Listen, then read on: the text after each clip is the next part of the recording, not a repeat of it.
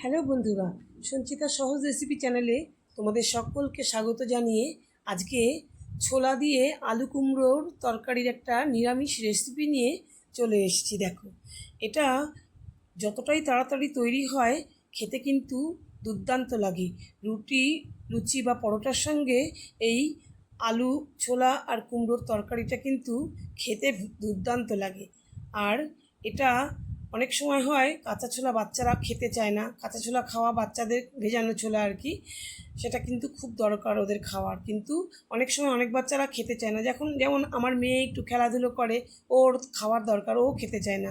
তা এরকমভাবে তৈরি করলে সবাই কিন্তু একদম ভালোভাবে খেয়ে নেবে চেটেপুটে, অসাধারণ টেস্ট হয়। এটা কিন্তু আমি নিরামিষভাবে তৈরি করেছি, তোমরা চাইলে এখানে পেঁয়াজটাও দিতে পারো। তো যাই হোক, আমি কিভাবে রান্নাটা করলাম সেটা তোমাদেরকে দেখাই। একদম সহজ পদ্ধতিতে রান্না করেছি, আর এটা তোমরা এরকমভাবে রান্না করে নিতে পারো খুব সহজেই। এবার আমি গ্যাসে একটা কড়াই বসিয়ে দিয়েছি। কড়াই বসিয়ে আমি তেল দিয়ে দিয়েছি, সর্ষের তেলেই রান্নাটা করছি। আর সর্ষের তেলে আমি প্রথমে 5 ফোড়ন সোমবার দিয়ে নিলাম। বন্ধুরা, এখানে কুমড়োর কোনো তরকারিতে কিন্তু 5 ফোড়ন সোমবার দিলে খুব সুন্দর একটা সুগন্ধ হয়। তার জন্য আমি 5 ফোড়ন সোমবারটা দিয়ে দিলাম। তোমরা চাইলে সাদা জিরেও সোমবার ফোড়নে দিতে পারো। তারপরে আমি এখানে আলুগুলো ভাজবার জন্য প্রথমে আলুগুলোকে দিয়ে নিলাম। আলুগুলো যেহেতু কুমড়োর চাইতে একটু শক্ত হয়, তাই আমি আলুটা দিয়ে একটু নেড়েচেড়ে সামান্য একটু লালচে করে নিলাম। আমি একবারে কিভাবে আমি রান্না করছি সেটাই তোমাদের দেখাবো তাড়াতাড়ি করে।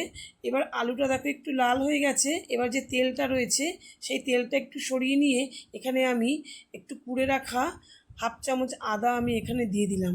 একটুখানি আদাটাকে দেখো তেলের মধ্যে দিয়েছি, দিয়ে একটু নাড়াচাড়া করে অল্প করে ধনে আর জিরের গুঁড়ো এর মধ্যে দিয়ে দিলাম। খুব বেশি মশলা কিন্তু এই তরকারিতে লাগে না, একটু ধনেটা দিলে খুব সুন্দর গন্ধ আসে, ধনে আর জিরে। আর আমি একটু আদা দিয়ে দিলাম তার সঙ্গে। আর এবার দিলাম একটুখানি পরিমাণ মতন হলুদ, আর পরিমাণ মতো আমি নুন দিয়ে দিলাম। এবার প্রথমে আমি মশলাটা এই তেলটার সঙ্গে কষিয়ে নিচ্ছি বন্ধুরা। আর আমি দিয়ে দিলাম খুব সামান্য একটু জল, শুকনো মশলাটা যেহেতু দিয়েছি, খুব সামান্য জল দিয়ে আমি তারপরে আলুর সঙ্গে এই মশলাটা কিছুটা কষিয়ে নেব। একেবারে তেল ছাড়া পর্যন্ত কষাবার প্রয়োজন নেই। এরপরে আমি কুমড়োটা আর ছোলাটা এই এই মশলার সঙ্গে আমি মিশিয়ে নেব। তারপরেও তো কিছুক্ষণ কষানো হবে, তাতেও মশলাটা আরেকটু ভাজা ভাজা হয়ে যাবে। আমি কুমড়োটা আর ছোলাটা এই আলুর মধ্যে মিশিয়ে দিলাম। কুমড়োটা যেহেতু বন্ধুরা একটু নরম, তাই তাড়াতাড়ি কিন্তু এটা সেদ্ধ হয়ে যাবে। আমি কিন্তু 5 মিনিটের জন্য এরকম নাড়াচাড়া করে ঢেকে দিয়েছিলাম, আর তখন কিন্তু গ্যাসটা একটু কমিয়ে দিয়েছিলাম আগুনটা। 5 মিনিট পরে ফিরে এলাম। দেখো, 5 মিনিট পরে আমি ঢাকাটা খুলে দেখাচ্ছি তোমাদের। কুমড়োটাও কিন্তু এই 5 মিনিটের মধ্যেই অনেকটাই নরম হয়ে গেছে। কুমড়োটা অনেকটা নরম হয়ে গেছে, আলুটাও নরম হয়ে গেছে। এবার কিন্তু আমার মোটামুটি এটা কষানো হয়ে গেছে, তার সঙ্গে মশলাটাও ভাজা হয়ে গেছে। এবার আমি কয়েকটা চেরা কাঁচা লঙ্কা দিয়ে আর সামান্য একটু মিষ্টি দিয়ে দিলাম। যেহেতু নিরামিষ তরকারি করছি, আর রুটি লুচির সঙ্গে খেতে, সকালের টিফিনে কিংবা রাত্রের রুটি যারা খাও তাদের রাত্রের রুটির জন্য কিন্তু এটা খুব সুন্দর একটা তরকারি, বা ভাতের সঙ্গে তো ভালো লাগেই।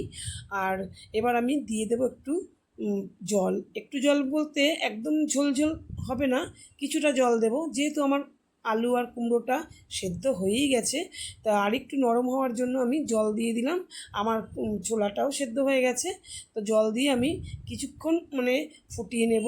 আমি এখন কিন্তু আর ঢাকবো না, গ্যাসের ফ্লেমটা কিন্তু আমি বাড়িয়েই রেখেছি। ঝোলটা কিছুটা কমে এলে পরেই আমার মোটামুটি রান্নাটা হয়ে যাবে। বন্ধুরা, তোমাদের যদি রেসিপিটা ভালো লাগে তাহলে কিন্তু তোমরা লাইক কমেন্ট করো অবশ্যই। নতুন বন্ধুরা সাবস্ক্রাইব করে পাশে থেকো। এবার ঘি একটু দিয়ে দিলাম, এর সঙ্গে একটু গরম মশলা দিয়ে দেবো, দিয়ে আমি রান্নাটা একদম নামিয়ে ফেলবো। আশা করি বন্ধুরা এরকম সহজভাবে তৈরি করা রেসিপিটা তোমাদের কাজে আসবে। দেখা হবে তোমাদের সঙ্গে পরবর্তী ভিডিওতে। সকলকে ভিডিও দেখার জন্য অনেক ধন্যবাদ।